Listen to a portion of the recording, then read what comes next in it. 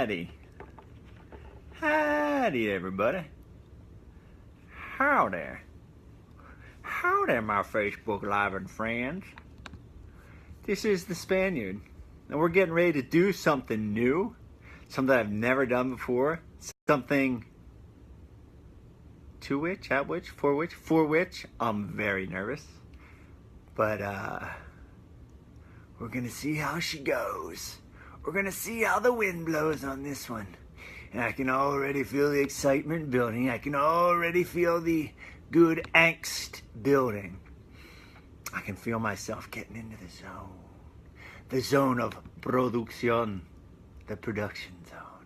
Because what we're going to do right now is we're going to record the first episode of AMXkids. What? AM Excellence for Kids? Yeah, it's true. It's true. It's real. We're here. Yeah, like for this episode. That's what we're doing. We're recording.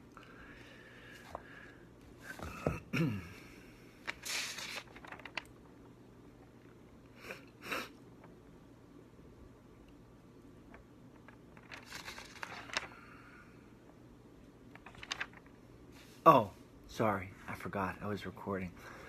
So, what's everybody doing? What's everybody doing? We'll give a couple minutes, probably 2 minutes, for anyone and everyone who's out there who wants to tune in and witness live from Stone Harbor, New Jersey. I don't know the rest, but we're about to record AMXkids 1. This is groundbreaking. This is big time. This is the first in all of the world, I think. I didn't do any research, but I think, right here, I think in mi cabeza, con mi cerebro, with my brain in my head, I think this is the first ever in the world of existence. AM Excellence Kids 1, AMXkids 1. This is it. This is the real deal. The real deal. Yeah. That's it. And so what I'm going to do, I'm going to live stream it for anyone who wants to watch it, anyone who wants to show it to their child. You are more than welcome. Hello, Jennifer. Jennifer Barton. That's a new name. Welcome. Glad to see you here. Thanks for tuning in. So normally I do these shows for grown-ups, for adults, for people like you and me. Because we know these kids these days aren't on Facebook. Not on Facebook.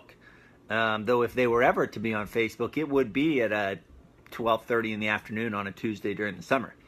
They're on that there Snapchat and other things like that. So normally I do these shows for grown-ups, but I think it would be neat. A passion of mine is to serve as a role model and basically like a comfort source for kids who want to do the right thing. And so we're using books to open that connection, to serve as the bridge, the gateway between myself and them, and then also from this episode, you and them.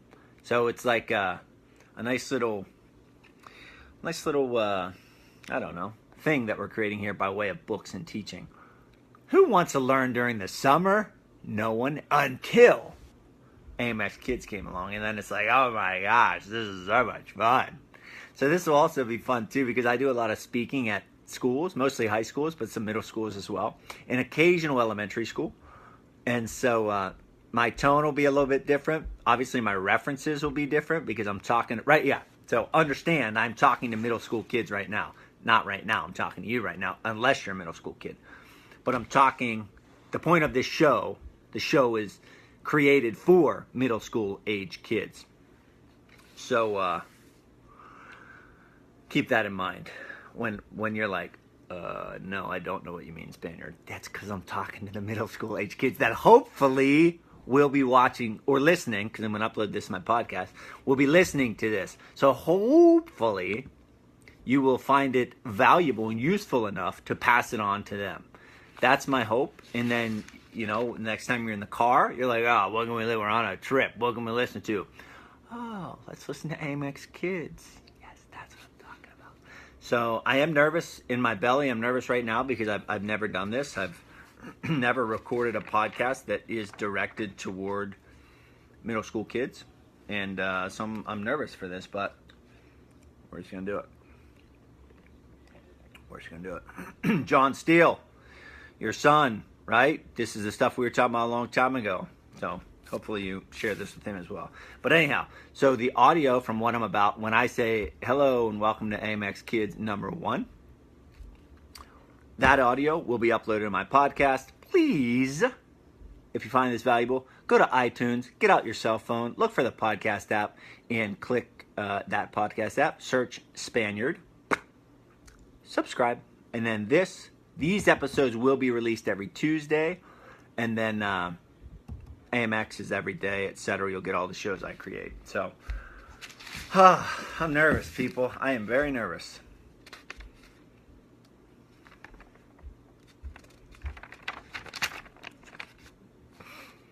Let's do this. I don't know how I'm going to intro it.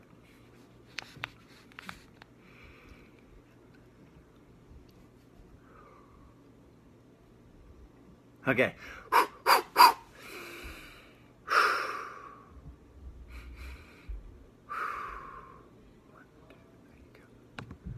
Hello, you. Well, hold on. Sorry, it wasn't recording. Thank goodness. I double-checked that. Woo, because it wouldn't have been recording. That is just record the whole thing with not even recording. Okay, so we have that. 1, 2, 3. Hello, all you world's toughest little learners out there. Actually taking the time out of your day, whether you're on summer vacation, whether maybe you're just getting up on a Saturday morning, maybe you're on your way somewhere, you're in the car with your parents, no matter where you are.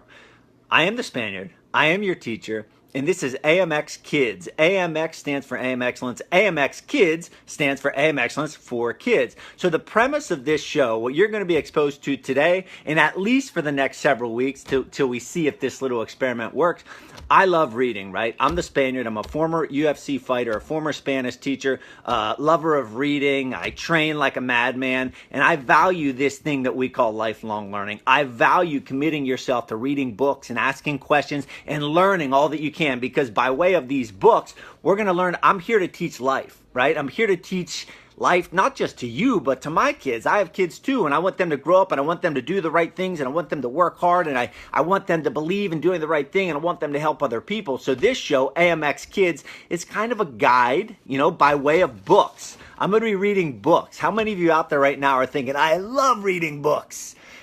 Yeah, that's what I thought. The hands probably weren't raised. But I'm going to show you that reading books and learning is fun, it is useful, and it can help you get from point A to point B. Those hopes and dreams that you have, I'm thinking back to when I was a kid. My first hopes and dreams started when I think I was 8 years old. It was the first time I went to a wrestling tournament, the first time I stepped on a wrestling mat, and I thought, this is what I want to do with my life. This is my hopes and dreams, the sport of wrestling. And then as I evolved, my hopes and dreams evolved, and I'm 37 years old, and in my heart, don't tell anyone, kids, but I'm a kid, right? In my heart, I'm a kid. And I want to throw this out there. If I call you kids, don't be offended by it. Maybe you're 8 and you are a kid. Maybe you're 14 or 15 or 16. You're thinking, I'm not a kid. I'm a teenager, Spaniard. I know, right? But I say kids because, like I said, I'm 37 years old and I'm a kid. So bear with me. Please don't take any offense to that. So the first book that we're going to start talking about is Hatchet. Why Hatchet? Because I was talking to Dredd, and Dredd is my partner, my creative designer. He's my mentor. And I said, Dredd, what book should I start with? And he said, Hatchet. And then I thought back to Hatchet and Gary Paulsen. And then I remember, I believe it was Gary Paulsen who wrote My Side of the Mountain. And this book, Hatchet, it's about adventure. It's about discovery. It's about survival. It's about accountability. How many of you out there know what accountability is? It's about accountability. It's about being put in a situation where our main character, Brian, where he's forced to grow up fast.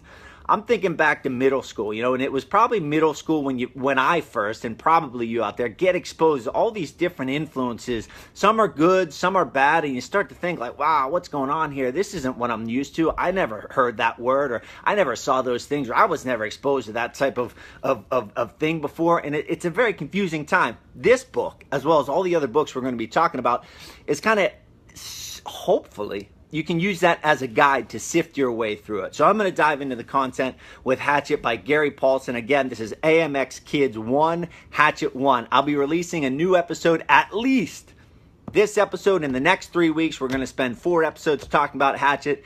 And then if you like it, if I get some positive feedback, we're going to keep this ship rolling. Because you know what?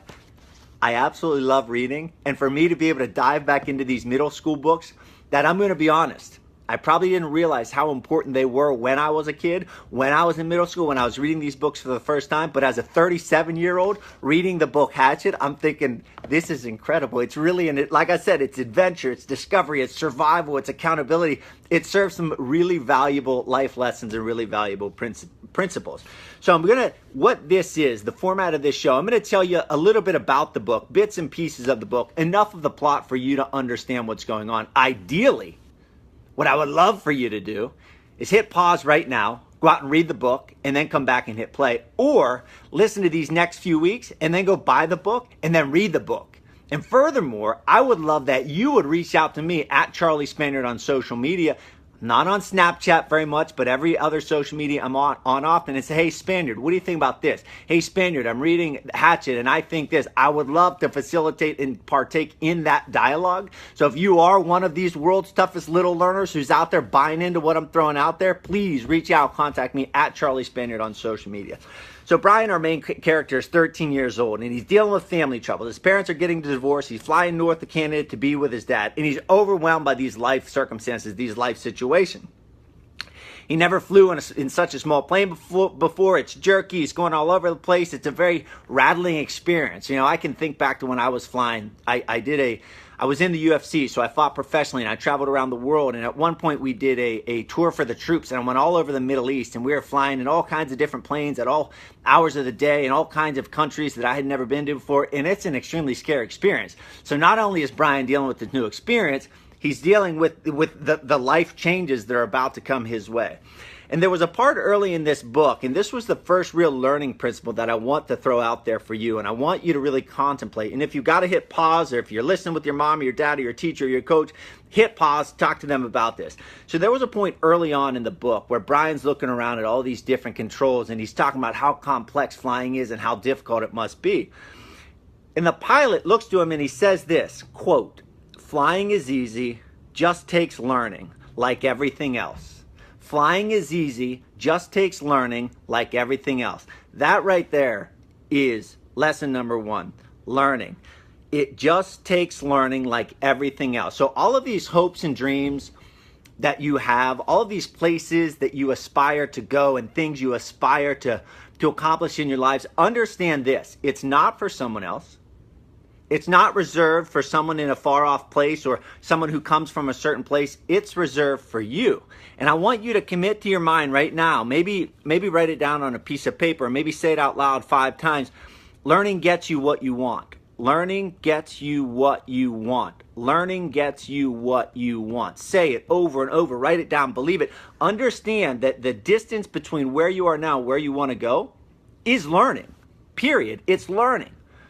I set out to be a state champion wrestler. I had to learn wrestling. I set out to learn Spanish. Tenía que estudiar español cada día por mucho tiempo. So over and over, I had to study Spanish. I wanted to learn how to be a professional fighter. I had to sit down. I had to learn how to be a professional fighter. I had to learn how to be a father. I had to learn how to do I had to learn how to be a grown-up. Learning is one of the most important mindsets or important practices, important habits that you can instill in yourself at a young age. For me growing up, when I was young and really still to this day, listen, I'm on family vacation right now. You want to know how many books I brought with me on family vacation?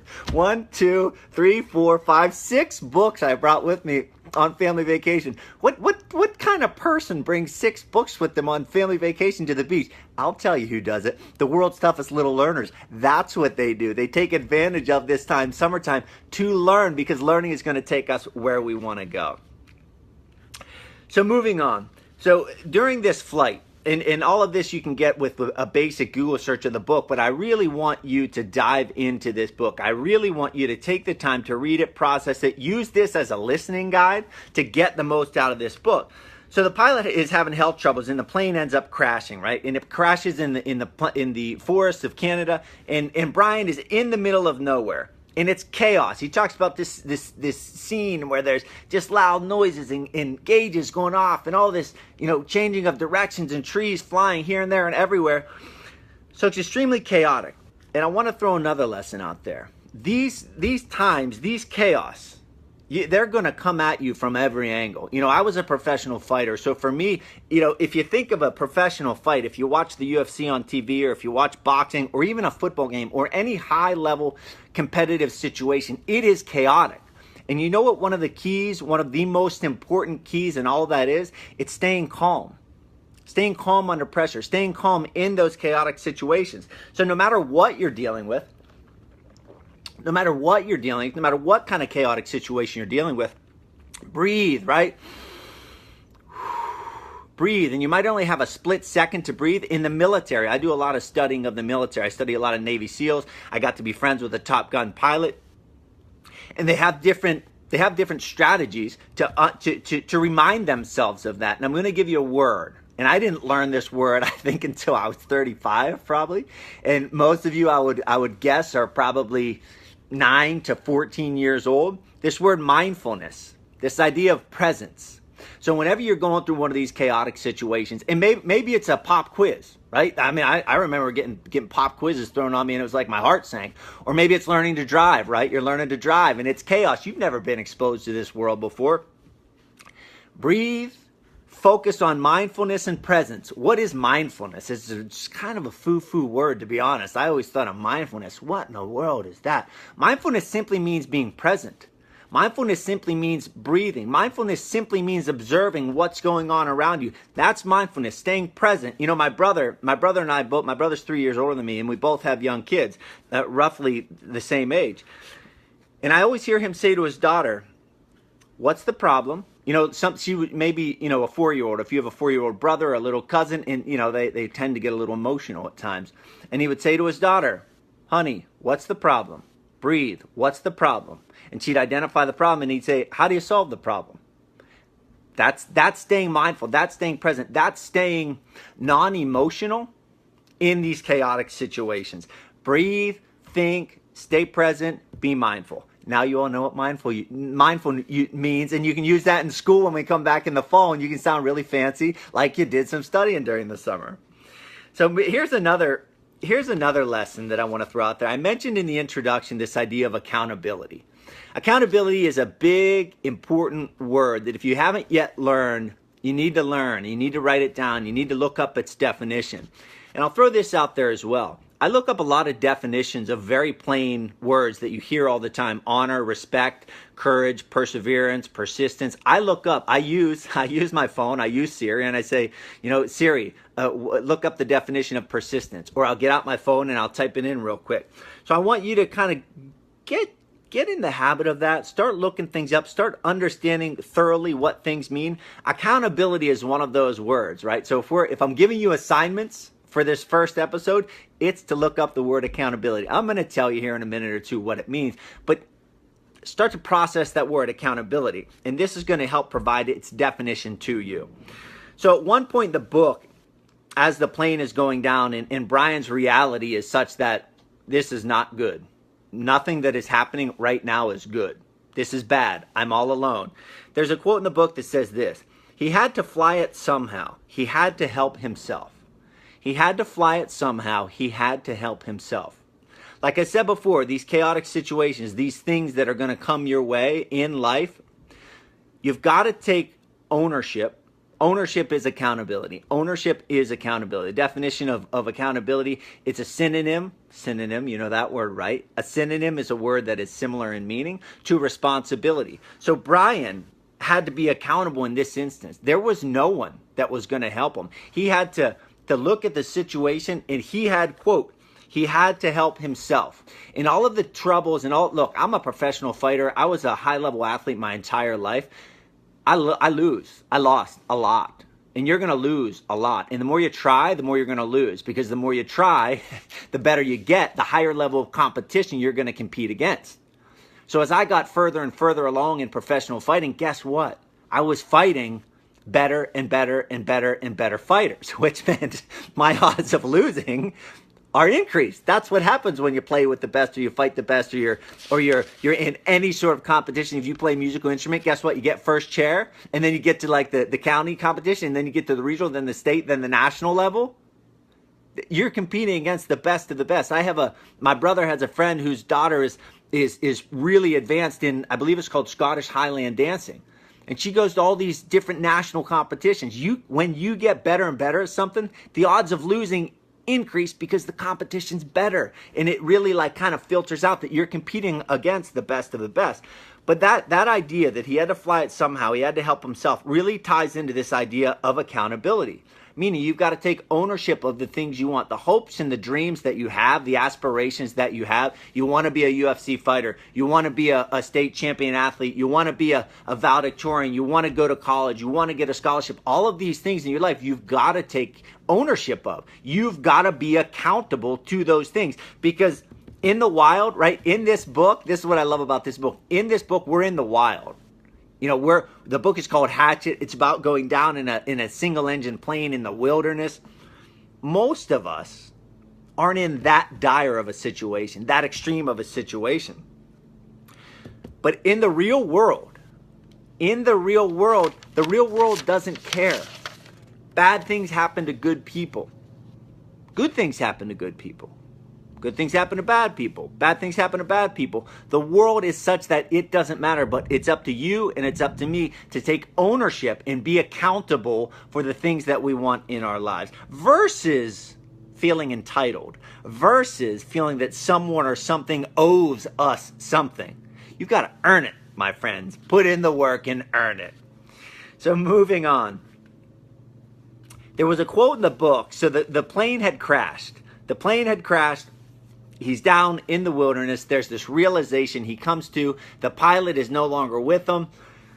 The details, it goes into a lot of detail about this crash, which is, again, why you should get the book Hatchet and read it. Use this as a listening guide before or after you read the book. But there's a quote from the book after the plane goes down that says, quote, "The crash is over and I am alive," he thought.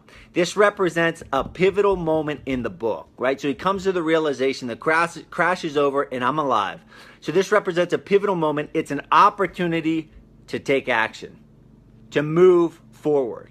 It's an opportunity to take action and move forward.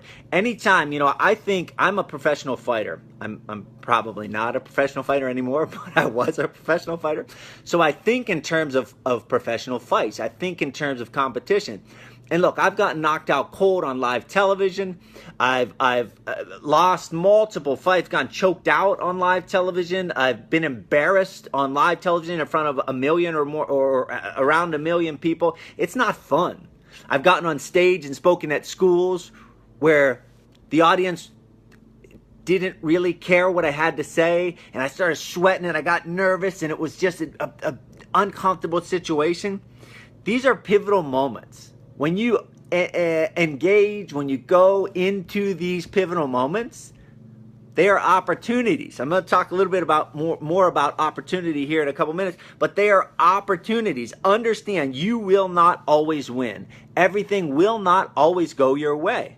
You've got to develop a toughness, and you've got to develop a resilience and an awareness that that's just the way it goes. That's the universe. That's nature. That's life. That's the way it goes. We've got to take ownership of the things that we do, the things that we say, ownership of when things happen to us. How are we going to respond? There's an equation. What, Spaniard? Not only are you making me read during the summer, but now you're going to throw the word equation at me? For me, it brings me back to trigonometry and geometry and proofs. Oh my goodness! If you're in geometry or trigonometry or algebra and you're doing proofs right now, trust me, I feel for you. But I am going to throw at you one more equation, and it's from a book I read by a guy named Jack Canfield. And your parents should read it. Tell your parents to read The Success Principles by Jack Canfield. But anyhow, the equation is this: E plus R equals O. Event, something happens to you, plus response, how you respond to that event, equals outcome, where you go in life. Event plus response equals outcome. There are opportunities to take action, whether it's something good or whether it's something bad. You've got to understand, let's take action. And I want to throw this out there. So this isn't really a learning. a learning point, but there was a segment in the book, and this is why I love reading, because it enables you to use your imagination. It enables you to really get absorbed in not only just like the tactile, like the smell of the pages and the touch of the book and using a pen to mark up the book. That's exciting to me, right? I love that. I think it's awesome. But also it enables you to visualize, right? And you're reading words, and it makes your mind work in a more thorough way than just watching it on TV. And there was a part in this book where they were talking about mosquitoes and how Brian was getting eaten alive by mosquitoes. And let me tell you, I'm reading this thinking, oh my gosh, I've complained about a lot in my life. You know, I try to complain a lot less these days. I'm aware of when I do complain. But I'm thinking, man, I've had it bad in life. Maybe I was a little cold at night because the air conditioning's a little cold, or maybe I was hot and I didn't have air conditioning. I thought, oh, this is terrible. But you know what? I was in a bed. I was comfortable. I was in a house under a roof, and things weren't that terrible when you stopped and thought about it. There's a section in the book that talks about the mosquitoes that is one of the most graphic scenes that I've ever read. So if you do get this book and you do read that scene, please reach out to me and tell me how uncomfortable it made you feel and how much of the jitters that it gave you. Now I want to talk a little bit about opportunity. So I mentioned earlier that things will happen to you in life. Events will happen to you, and our response is our opportunity to create the outcome that we want. Event plus response equals outcome. So at one point after the crash, Brian comes to. He's in the wilderness, and he's thinking, where am I, and what's going on, and how am I going to get out of here? And he's just processing all this information. And he reflects on this idea of luck keeping him alive. Like he was lucky. He was lucky. And then he started going through that process of luck. Well, am I lucky? Because the reason I'm here is because my parents were getting a divorce. Then I was in a single engine plane, and then this, that, and that happened. So then he got to the point where he thought, you know what, I don't know if I'm lucky or I'm not lucky. I don't know what it is, right? But I want to throw this out at you. Kind of another equation. Luck is when preparation meets opportunity. Luck is when preparation meets opportunity. My professional fighting career, as I'm recording this on June 26th, 2018, on June 26th, 2011, I had the biggest night of my professional fighting career, the biggest night of my competitive career, one of the biggest nights of my life. At the last minute, I was thrown in to fight the number 6 ranked guy in the world. He was incredibly tough. He was just one of the toughest dudes that you could ever imagine. Imagine the toughest dude that you could imagine. And then multiply that by 100. That's the guy I had to fight. So I was like, oh my goodness. But guess what? I got, quote, lucky. No. Luck is when preparation meets opportunity. My preparation, the way I prepared, plus that opportunity enabled me to win. I took advantage of that. So understand that absolutely 1,000,000%. Sometimes it is just dumb luck. Sometimes you'll be in the right place at the right time. Sometimes you might, 1 in a million, you might buy the right lottery ticket, or 1 in a million, you might. Look, somebody had to create Facebook. Somebody had to create Snapchat. Somebody had to create Instagram. Somebody has to win the Powerball and win $300 million. But the odds, people, I'm going to put my luck on hard work and preparation. That's where the Spaniard, that's where the world's toughest little learners, that's where they put their luck, on hard work and focus and discipline and preparation. And one of the last points that I want to throw at you here, this was a really, really, really neat part. And I know that many of you aren't excited to go to school. I know that many of you look at your teachers like Mr. or Mrs. or, oh my gosh, they're so mean. But guess what? They really do want to help you.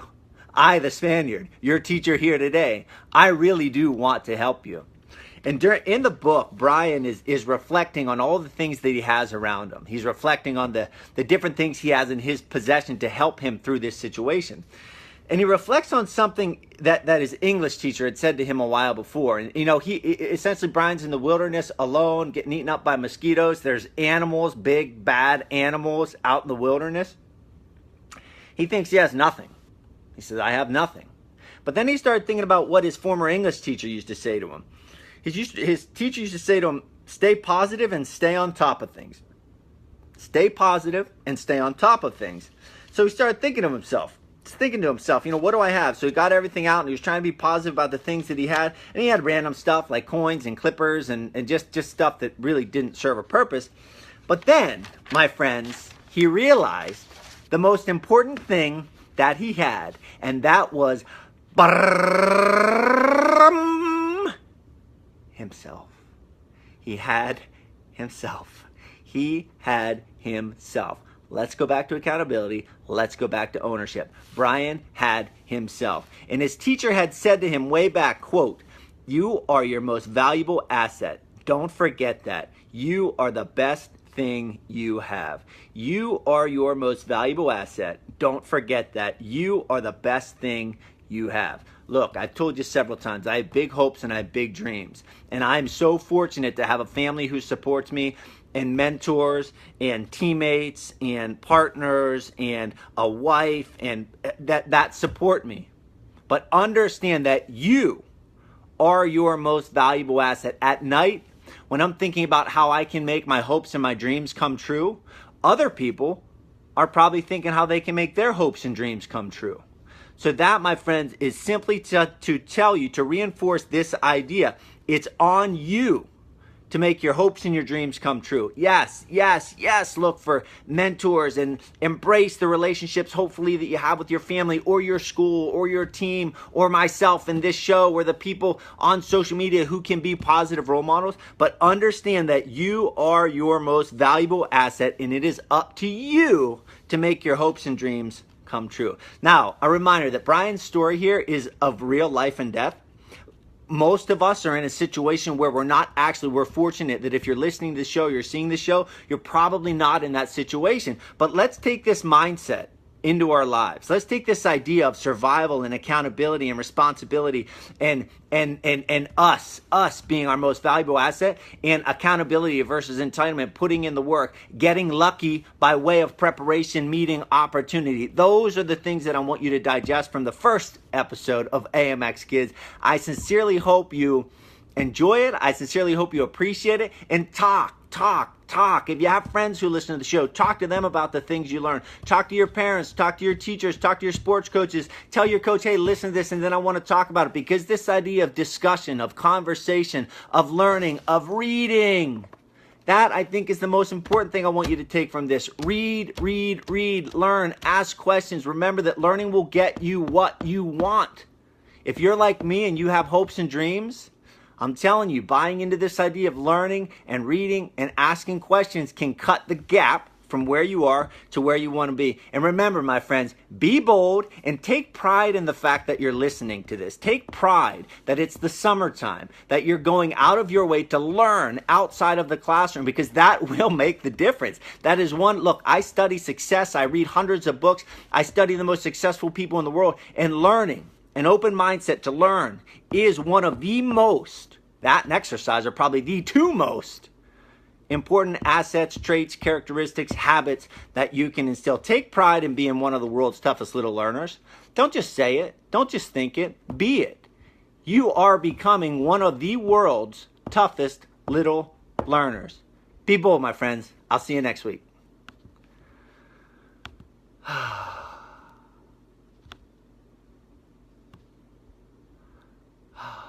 That was fun. That was really fun. That was really... Can't find my water. Oh my gosh, I was so cottonmouth. I was looking for my water. I couldn't find it. Thank you so much, Darren. I appreciate that. It was fun. I didn't know how it was going to go. I'll show you the lesson plan that I took. To remind you, I'm on family vacation. And truthfully, I'm not sad that I have to do this. But anyhow, so I took, I think, 3 pages of notes. These are bullet points, talking points, really. It's the same format I do for AM Excellence. And I'll probably get my own journal and re-put these in another journal that is AMXkids. But these episodes, hold on, give me 1 second to type this. AMXkids 1 Hatchet 1. Thanks, Darren. But yeah. So it yeah. Any I hope you enjoy it. I hope you enjoy it. I hope it serves a purpose. I hope you can use it to help.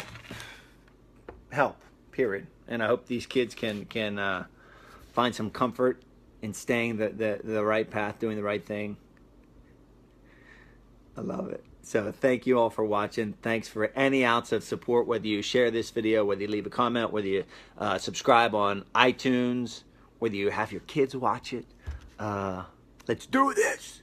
I'll be back next Tuesday for AMXkids 2, Hatchet 2. Boom.